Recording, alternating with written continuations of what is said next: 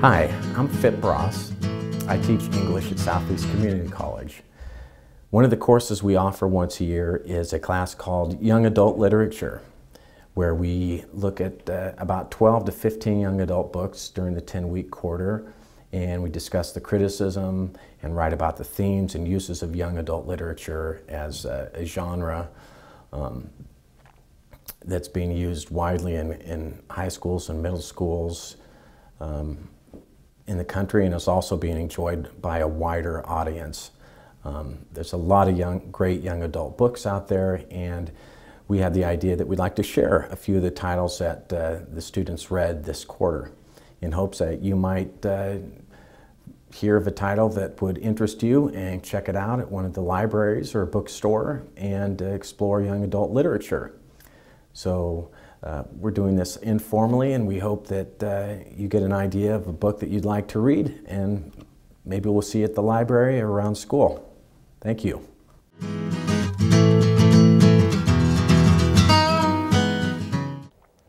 I Am the Messenger by Marcus Zusak.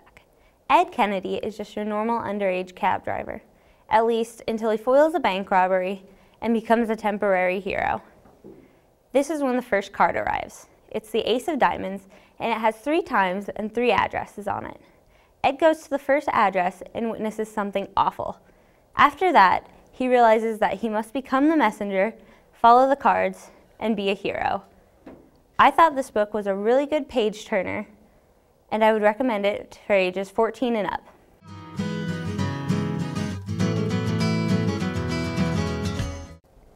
This graphic novel does a great job of moving smoothly with the text, and I really like that the author made the main character stand out from the other characters. I really also liked that he did a good job of letting us know there was something more to the story, but not always revealing what it was. I recommend this book for ages 15 plus because of its contents. I Kill Giants.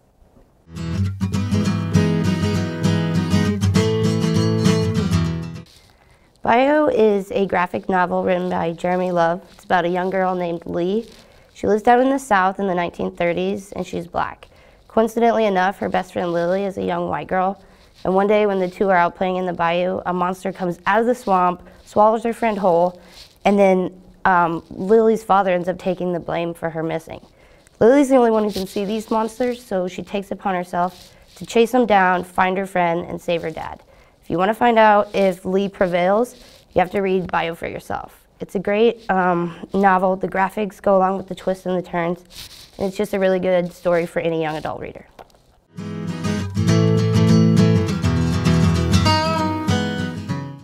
Woods Runner by Gary Paulson. Woods Runner is a story about a young boy named Samuel who lives on the frontier in Pennsylvania with his mother and father. The year is 1776, and although he is at a young age, Samuel's a provider for his family. He tracks and hunts deer, raccoons, bear, among many other animals in the forest. One day, as Samuel is out in the forest searching for food, he sees a great gray ball of smoke above the canopy. He gets scared and runs back some 8 miles through the forest and finds that the cabin that he once lived in is burned to the ground. Samuel is scared and runs to the surrounding cabins and the few neighbors that he has to find that their bodies have been killed and lying motionless on the ground. As he walks back to his own cabin, he sees that there's tracks made from his mother's feet and his father's tracks that the moccasins are on his feet. He decides that he's going to have an attempt in rescuing them and search for them. If you want to find out what happens, read Woods Runner by Gary Paulson. This book is an adventurous book that involves some history of the Revolutionary War. A young character in Samuel who is forced to grow up and make some difficult decisions. It was a fast read for me that kept me wanting to turn each page faster to see what lies in wait for Samuel. I'd recommend this book for young adults between the ages of 12 and 18.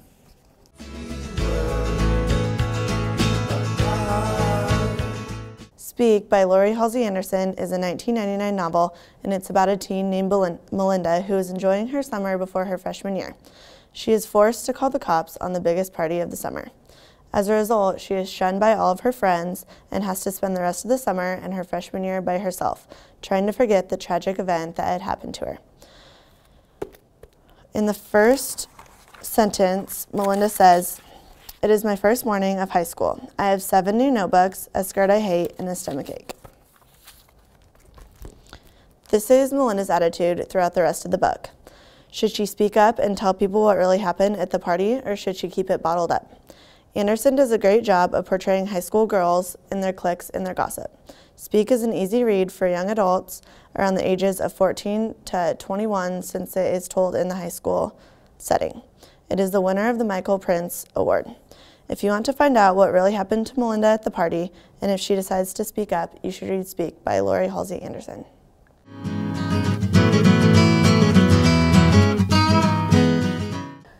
The book Crank by Ellen Hopkins is a story about a teenage girl named Christina who is used to always going by the rules, and she seems to have a really stable life.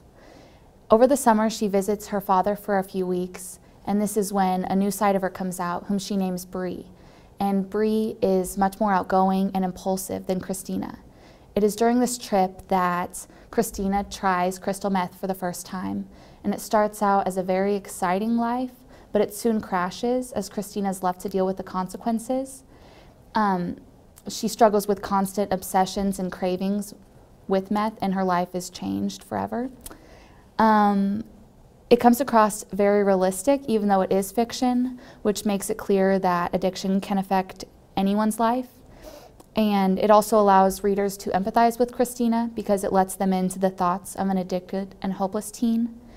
It's written in a poetic way, which makes it really quick-paced, much like Christina's new addiction to meth.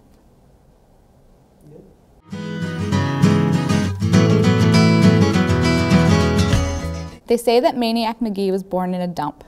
They say his stomach was a cereal box and his heart a sofa spring. They say he kept an 8-inch cockroach on a leash and that rats stood guard over him while he slept. They say if you knew he was coming and you sprinkled salt on the ground and he ran over it, within 2 or 3 blocks he would be as slow as everybody else. They say. What's true, what's myth? It's hard to know. Maniac Magee is the story of an orphan boy. It's by Jerry Spinelli, and it's a Newbery Award winner.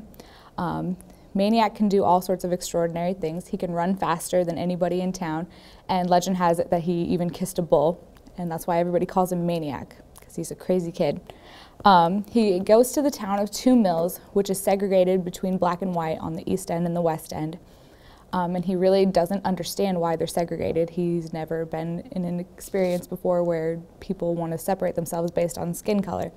So he does his best to try to unite both sides, and he befriends white people and black people and tries to get them to see their commonalities. Some of the strengths of the book is that it's a really easy read. The style is really great. The flow is really great.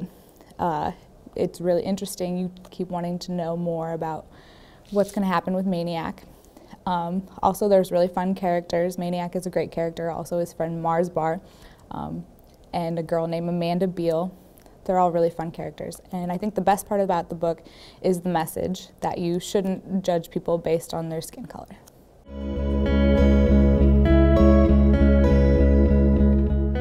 All right, I read Love You, Hate You, Miss You by Elizabeth Scott. And Amy's finally getting the loving, caring relationship she's always wanted with her parents. They've always kind of left her out.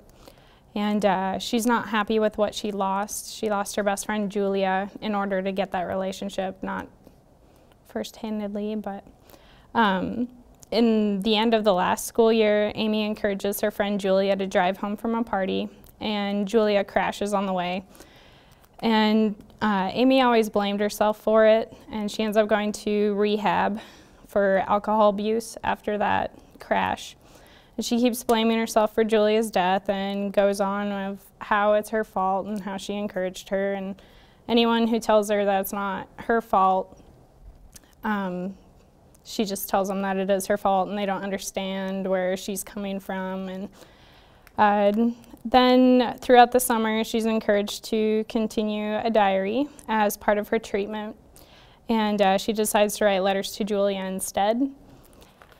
And then throughout this book, she's switching between writing letters to Julia and talking about real-time occurrences with other people in her life as they try to find her a way to cope with her loss of Julia. Some pluses about it: it's really captivating. It's in first-person perspective. It's a fast read for being almost 300 pages. And it's got a great message that you make your own decisions and you can't blame them on anybody else. And then it's best for high school students, mostly girls, due to the content of the problems of the book and the characters face and the language that's used in the book as well. And then one passage from it. Julia always laughs so loudly, so happily. I'm never going to hear her laugh again. Everything started going fuzzy, then black around the edges. Mom, I said, I have to sit down. Mom took me to the food court, bought me a soda, and called Dad. I didn't bother listening to the conversation because no one needs to hear I love you 47 million times. You'd think they'd get sick of saying it to each other. I know they never will.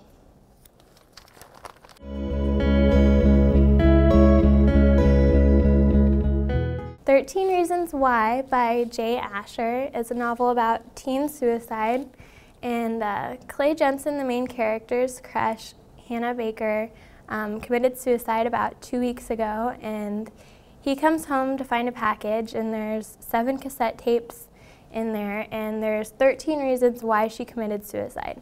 And the reason he received these tapes is because he's one of the reasons that she committed suicide. And it's got a great plot, and her voice throughout the whole novel is quite haunting. And I thought I would read an excerpt. So, Marcus Cooley gave me the excuse I needed, and it just so happened that I was free. I was a little wary of Marcus, a little suspicious, but not of him so much as the people he hung out with. After peeling away from our Ollie Ollie Oxenfree group at Monet's, Alex started hanging out with Marcus. And after the little stunt Alex pulled with the "he is hot, he's not" list.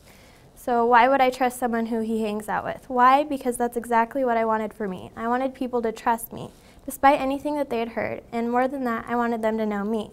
Not the stuff that they knew about me, no, the real me. I wanted them to get past the rumors, to see beyond the relationships I once had, or maybe still had, but that they didn't agree with. And if I wanted people to treat me that way, then I had to do the same for them, right?